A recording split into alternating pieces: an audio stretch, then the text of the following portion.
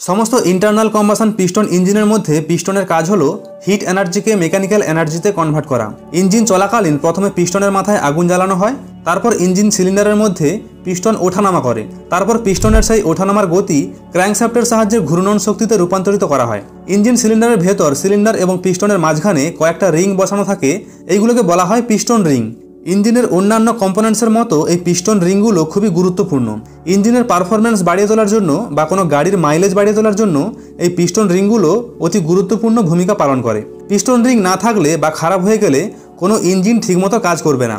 এই পিস্টন রিংগুলো কেন ব্যবহার করা হয়, কিভাবে কাজ করে এবং কত ধরনের পিস্টন রিং হয়, এই সমস্ত বিষয়গুলি একদম বিস্তারিত আলোচনা করব আজকের এই ভিডিওতে। তাই সম্পূর্ণ ভিডিওটি অবশ্যই দেখুন, আর ভিডিও ভালো লাগলে অবশ্যই লাইক দিয়ে চ্যানেলটিকে সাবস্ক্রাইব করে রাখবেন। একটি ইন্টারনাল কম্বাসন পিস্টন ইঞ্জিনের মধ্যে পিস্টন এবং সিলিন্ডারের মাঝখানে তিনটি রিং লাগানো থাকে। সবার উপরে যে রিংটি থাকে এটিকে বলা হয় কম্প্রেশন রিং, মাঝখানের রিংটিকে বলা হয় ইন্টারমিডিয়েট রিং এবং নিচের রিংটিকে বলা হয় অয়েল কন্ট্রোল রিং। এই রিংগুলোকে বসানোর জন্য পিস্টনের গায়ে তিনটি গ্রুপ কাটা থাকে। আপনাদের মধ্যে অনেকেরই ভুল ধারণা থাকতে পারে যে পিস্টন রিংগুলো হয়তো প্লাস্টিক বা রাবারের তৈরি হয়, কিন্তু না, ইঞ্জিনের কম্বাসনের ফলে উৎপন্ন হাই টেম্পারেচার সহ্য করার জন্য পিস্টন রিংগুলোকে কাস্ট আয়রন বা হাই কার্বন স্টিল দিয়ে তৈরি করা হয়। পিস্টন রিংগুলোর এক জায়গায় কাটা থাকে যা পিস্টনের ওপর লাগাতে বা খুলতে সাহায্য করে। এবারে দেখুন পিস্টন রিং কেন ব্যবহার করা হয়। মনে করুন এই ইঞ্জিনটির মধ্যে কোনো পিস্টন রিং নেই, তাহলে এখানে কি সমস্যা হতে পারে। সিলিন্ডারের ভেতর যখন পিস্টন মুভ করে বা ওঠানামা করে তখন সিলিন্ডারের দেওয়ালে পিস্টনের অনেকটা অংশ লেগে থাকার কারণে সেখানে ফ্রিকশন বেশি হবে, মানে কন্ট্যাক্ট এরিয়া বেশি হওয়ার কারণে সেখানে ফ্রিকশন বেশি হবে, আর ফ্রিকশন বেশি হলে সেখানে হিট বেশি উৎপন্ন হবে, আর যদি হিট বেশি উৎপন্ন হয় তাহলে পিস্টন এবং সিলিন্ডার দুটোই তাড়াতাড়ি ড্যামেজ হয়ে যাবে। সেই কারণে এখানে সিলিন্ডার এবং পিস্টনের মাঝখানে একটু ফাঁকা রাখা হয় যাতে ফ্রিকশন না হয় আর পিস্টন সহজেই আপ ডাউন করতে পারে। কিন্তু ফাঁকা রাখার কারণে এখানে অনেকগুলো বড় বড় প্রবলেম দেখা দেয়। যেমন এক নম্বর প্রবলেম হলো সিলিন্ডারের ভেতরে কম্প্রেশন হবে না, মানে কম্প্রেশন স্ট্রোকের সময় যখন বাতাস এবং পেট্রোলের মিশ্রণ কম্প্রেস করার প্রয়োজন হবে তখন সিলিন্ডার এবং পিস্টনের মাঝখানে থাকা ফাঁকা জায়গা দিয়ে গ্যাস লিক করে পিস্টনের নিচে চলে আসবে, যার ফলে ইঞ্জিন আর স্টার্ট হবে না। আবার পাওয়ার স্ট্রোকের সময় কম্বাসন চেম্বারের জ্বালানি জ্বলে ওঠার পর পিস্টনের ওপর প্রয়োজন মতো চাপ উৎপন্ন করতে পারবে না, কারণ কম্বাসনের গ্যাস ফাঁকা জায়গা দিয়ে লিক করবে, যার ফলে অতিরিক্ত পাওয়ার লস হবে। 2 নম্বর প্রবলেম হলো মোবিল চেম্বারের মোবিল লিক করে কম্বাসন চেম্বারে প্রবেশ করবে, যার ফলে মোবিল পুড়ে গিয়ে তাড়াতাড়ি শেষ হয়ে যাবে আর অতিরিক্ত ধোঁয়া উৎপন্ন করবে। 3 নম্বর প্রবলেম হলো পিস্টনের হিট ট্রান্সফার হবে না, মানে কম্বাসনের ফলে উৎপন্ন হাই টেম্পারেচার পিস্টনকে প্রচুর পরিমাণে গরম করে দেয়। সেই গরম পিস্টনকে ঠান্ডা করার জন্য পিস্টনের অতিরিক্ত হাই টেম্পারেচার ট্রান্সফার করার প্রয়োজন, কিন্তু পিস্টন এবং সিলিন্ডারের মাঝখানে ফাঁকা থাকার জন্য পিস্টনের হিট ট্রান্সফার হবে না। সেই কারণে এই সমস্যাগুলোকে সমাধান করার জন্য এখানে পিস্টন এবং সিলিন্ডারের মাঝখানে পিস্টন রিং ব্যবহার করা হয়। এখানে যে 3টি পিস্টন রিং আছে এদের প্রত্যেকের কাজ আলাদা। সবার উপরে যে রিংটি আছে এটিকে বলা হয় কম্প্রেশন কন্ট্রোল রিং।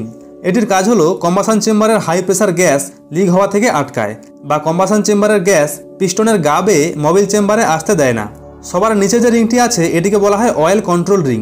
এটির কাজ হলো সিলিন্ডারের দেওয়ালে লুব্রিকেটিং অয়েলের পরিমাণ ঠিক রাখা। যখন পিস্টন আপ ডাউন করে তখন পিস্টন রিংগুলো সিলিন্ডারের দেওয়ালের সঙ্গে ঘষা খায়। সেই ঘর্ষণ কমিয়ে আনার জন্য সিলিন্ডারের দেওয়ালে লুব্রিকেটিং অয়েলের প্রয়োজন। লুব্রিকেশন সিস্টেমের সাহায্যে সিলিন্ডার ওয়াল পর্যন্ত লুব্রিকেটিং অয়েল পৌঁছে দেওয়া হয়, কিন্তু সেই অয়েল যাতে কম্বাসন চেম্বারে পৌঁছতে না পারে সেই কারণে পিস্টনের ওপর যেখানে অয়েল কন্ট্রোল রিং বসানো হয় সেখানে অনেকগুলো ছোট ছোট ছিদ্র করা থাকে। সেই ছিদ্রগুলো দিয়ে অয়েল কন্ট্রোল রিং অয়েলকে আবার অয়েল চেম্বারে পাঠিয়ে দেয়। সেই কারণে অয়েল কন্ট্রোল রিংয়ের ডিজাইন সম্পূর্ণ আলাদা হয়, যার ভেতর দিয়ে অয়েল পাস করতে পারে। মাঝখানের রিংটিকে বলা হয় ইন্টারমিডিয়েট রিং। এই রিংটি একসঙ্গে দুটো কাজ করে।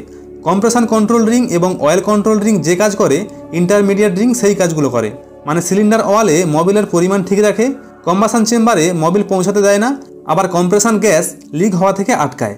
যেহেতু সমস্ত রিংয়ের এক জায়গায় কাটা থাকে তাই কম্প্রেশন রিংয়ের সেই কাটা অংশ থেকে কম্প্রেসড গ্যাস লিক করতে পারে।